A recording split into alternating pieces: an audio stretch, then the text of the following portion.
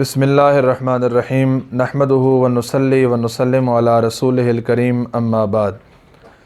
क़ुरबानी के जानवरों के हवाले से गुज़ारिशात अर्ज़ करनी है कि किस किस जानवर की क़ुरबानी की जा सकती है।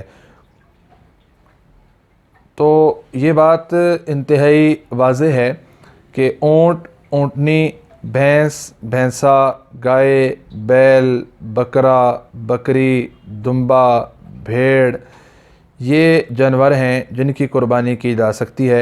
इनके अलावा किसी जानवर की क़ुरबानी करना दुरुस्त नहीं होगा।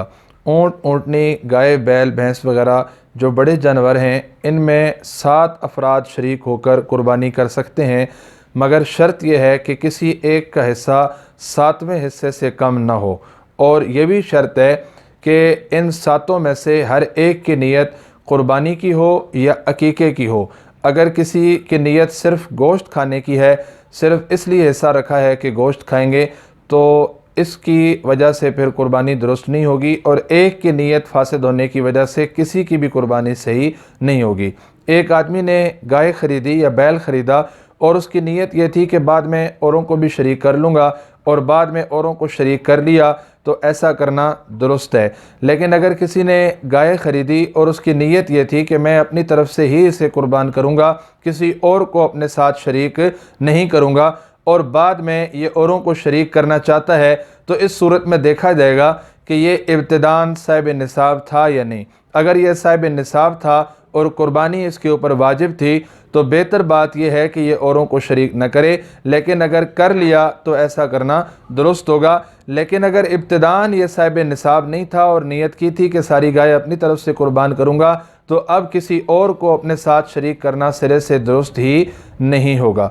इसी तरह अगर किसी ने कुर्बानी के लिए जानवर ख़रीदा और फिर उसके बाद वो जानवर गुम हो गया और ये उसकी जगह नया जानवर ले आया, और फिर इत्तेफाक से पहला भी मिल गया, अब 2 जानवर इसके पास हो गए हैं, अब इन दोनों जानवरों को कुर्बान करना ज़रूरी है या एक को ही कुर्बान करना काफ़ी होगा।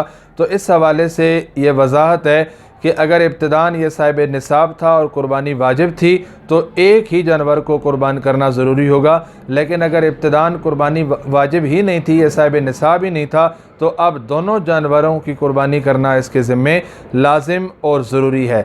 इसी तरह ऊँट और ऊँटनी की उम्र 5 साल होना ज़रूरी है। इससे कम उम्र ऊँट या ऊँटनी की कुर्बानी करना दुरुस्त नहीं है। गाय, बैल, भैंस वगैरह में 2 साल उम्र पूरी होना ज़रूरी है। इससे कम